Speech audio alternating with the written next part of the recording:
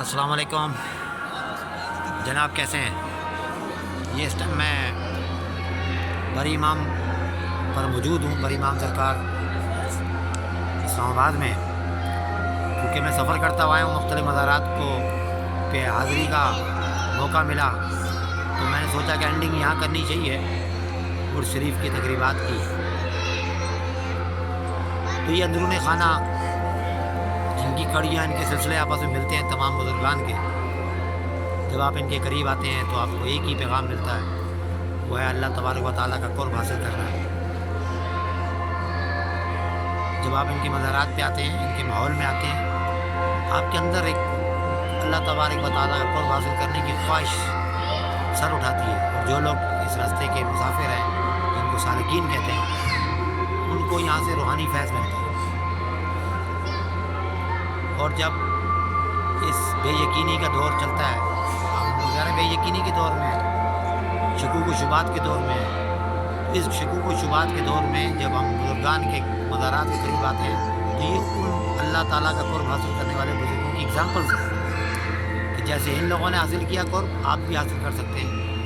اور یہ ان کا انعام ہے کہ ان کے گزر جانے کے ہزاروں سالوں بعد بھی ان بزرگان کے درباروں میں رونق لگی ہوئی ہے، اور دنیا دور دور سے آتی ہے، ان کے لیے بھی دعا کرتی ہے، اپنے لیے بھی دعا کرتی ہے۔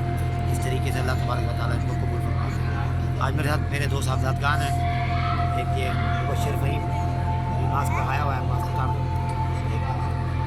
مبشر فہیم، اور یہ میرے دوسرے صاحبزادے مزمل فہیم، ساتھ میں حسب معمول اسود ہیں، اور ان کے ساتھ میں نے یادری کی۔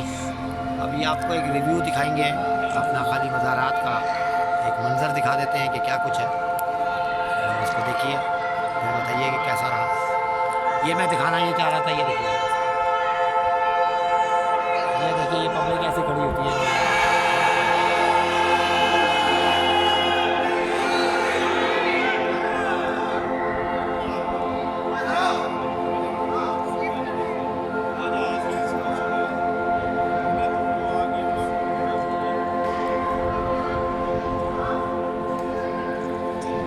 جی آپ پیچھے دیکھ رہے ہیں، لوگ دعائیں کر رہے ہیں۔ یہاں پہ مختلف مکاتب فکر کے، مختلف مسالک کے دو سباب آتے ہیں۔ یہ اولیاء اللہ ہیں، ان کا کوئی تبع فکر نہیں ہوتا، کوئی مسلک نہیں ہوتا، ان کا مسلک ایک ہی ہے، اللہ اور اللہ رسول کا قرب حاصل کرنا۔ پھر لوگ آتے ہیں اپنے اپنے طریقوں کے مطابق اللہ تبارک و تعالیٰ کا قرب حاصل کرتے ہیں۔ ابھی آپ کا بھی موقع ملا، آیا کریں، جو بھی آپ کا ذہن ہے اس کے مطابق حاضری لگائیں۔ میری بھی دعا کیجیے گا، اپنے لیے بھی کیجیے گا، میں بھی آپ کے لیے دعا کر رہا ہوں۔ السلام علیکم ورحمۃ اللہ۔